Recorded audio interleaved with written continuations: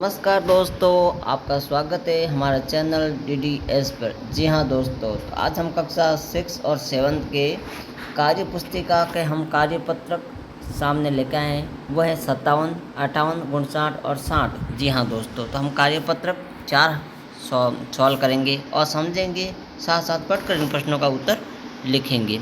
तो चलिए, हम आज आपके सामने जो प्रस्तुत करने जाने वाले हैं वह है कार्यपत्रक 57। इस गद्यांश को पढ़कर हम इनमें से प्रश्नों का उत्तर निकालेंगे। तो चलिए, युवा पीढ़ी देश की पूंजी है। जब बच्चे स्कूल में पढ़ने जाते हैं तो शिक्षक उनके आदर्श होते हैं। कौन होते हैं आदर्श? शिक्षक। बच्चे उन्हें अपना हीरो या रॉयल मानते हैं, अपना हीरो मानते हैं, अपना आदर्श मानते हैं। वह अपने गुरु की हर स्थिति को अपना ही बनाना चाहते हैं, अपनी बनाना चाहते हैं और अपने जीवन में ढालना चाहते हैं। यही अमिट साहब बच्चों के साथ जीवन भर रहती है। इसलिए शिक्षक अपने जीवन को इस तरह जिए कि देश की युवा पूंजी सुदृढ़ और सबसे योग्य बने। तो चलिए, इसके प्रश्न उत्तर देखते हैं। देश की पूंजी बताया गया है किसको? वर्धाजना को, युवाओं को, बच्चे को, या इनमें से कोई नहीं? तो इसका सही आंसर क्या होगा? युवा। क्या होगा? युवा। युवा जनों के आदर्श होते हैं कौन? शिक्षक, व्यापारी, खिलाड़ी या डॉक्टर? इसका सही आंसर होगा शिक्षक होते हैं आदर्श। इस गद्यांश का शीर्षक क्या होगा? तो आदर्श शिक्षक होगा। योग्य का विलोम क्या होगा? अयोग्य।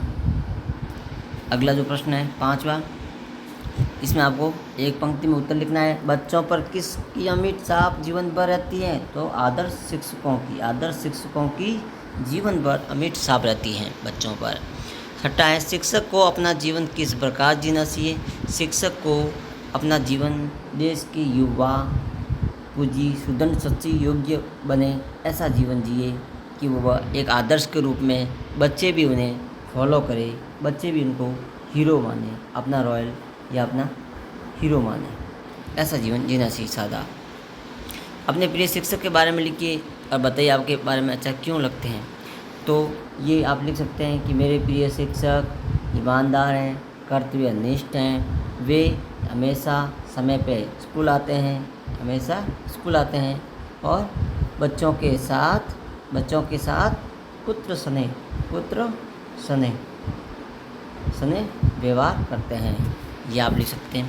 तो ये था कार्यपत्रक 57। अगला जो कार्यपत्रक आपके सामने है 58 में भी क्या है? गद्यांश है। चलो गद्यांश को देखते हैं। पैदल चलना हमारे जीवन का एक अहम हिस्सा है। प्रातः सूर्य उदय से पहले उठकर दैनिक शोष कर्म से निपटकर हमें सूर्य का अभिवादन यानी सूर्य का नमस्कार करना है। सुबह जितना संभव हो सके पैदल चलना चाहिए। सुबह की बहती हुई हवा क्या है? हमारी प्राणवायु है। बहती हुई हवा हमारी प्राणवायु है। पक्षियों को सहसाना, पेड़ पौधों की सुगंध हमें पूरी दिन ऊर्जा से जीने की ताकत देती है। इस आदत को अपनाने से रोग भी दूर रहेंगे और शरीर हमारा निरोग रहेगा, किसी तरह का कोई रोग नहीं आएगा। तो चलिए इस गद्यांश का पढ़ते हैं और इसका वैसे उत्तर निकालते हैं। उपयुक्त गद्यांश का महत्व दर्शाया गया है। किसका दर्शाया गया महत्व? किसका महत्व दर्शाया गया दोस्तों? तो वह है पैदल चलने का। पैदल चलने का। अगला जो है अभिवादन शब्द का सही अर्थ क्या होगा? तो इसका सही आंसर होगा स्वागत। प्राणवायु हवा किसे कहा गया है? तो सुबह की जो बहती हवा उसे हमारी प्राणवायु कहा गया है। सुबह सुबह ऐसी कौन सी स्थितियाँ जो हमें ऊर्जा पर देती है? तो सुबह सुबह पक्षियों की सहसाना, पेड़ पौधों की सुगंध पूरे दिन ऊर्जा का सीने को ताकत देती है। अगला वह कौन सी आदत है जो अपनाने से निरोग रहेंगे? तो सुबह जल्दी उठना चाहिए, पैदल चलना चाहिए, सूर्य नमस्कार करना चाहिए और व्यायाम करना चाहिए, जिससे हमारे अच्छी आदतें या निरोग या स्वस्थ रहेंगे। सुबह पैदल चलने से क्या फ़ायदा है? पैदल चलने से शरीर की मांसपेशियां मजबूत होती है और शरीर ऊर्जावान रहता है। अगला जो प्रश्न आपके सामने कार्यपत्रक है वो है 59वां। कौन सा है? 59वां। इसको भी गद्यांश दे रखा है, पढ़िए गद्यांश को। गद्यांश में भारतीय डाक व्यवस्था को उन्नत और स्वरूप आज हमारे सामने है। वह हजारों वर्षों के लंबे सफ़र की देन है। भारत जैसे विशाल और विविधतापूर्ण देश को डाक व्यवस्था ने एकता के सूत्र में बांध रखा है। इंटरनेट के युग में भी हाथों से लिखे हुए शब्दों को सने इसी डाक प्रणाली ने जीवित रखा है।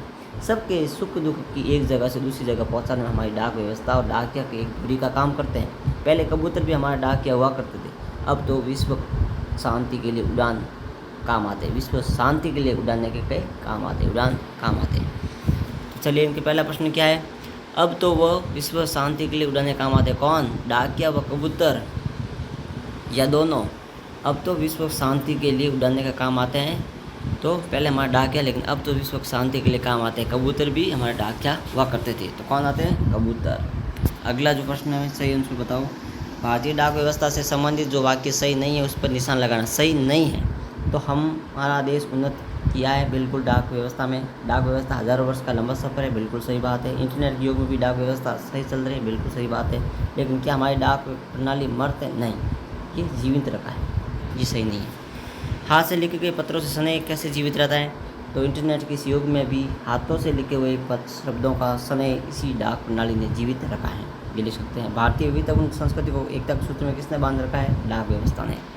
अगला जो प्रश्न है, डाकिया हमारे जीवन की दूरी है, कैसे बताइए? सबके सुख हो दुख हो एक जगह से दूसरी जगह पर पहुंचाने में हमारी डाक व्यवस्था का या डाकिया की दूरी का काम करते हैं। उपयुक्त इतिहास को आप साथ में लिख सकते हैं। तो भारत की एक डाक प्रणाली का भी प्राचीन समय जो कि हजारों वर्ष पुरानी है, ये डाक व्यवस्था एकता के सूत्र में बांध रखती है।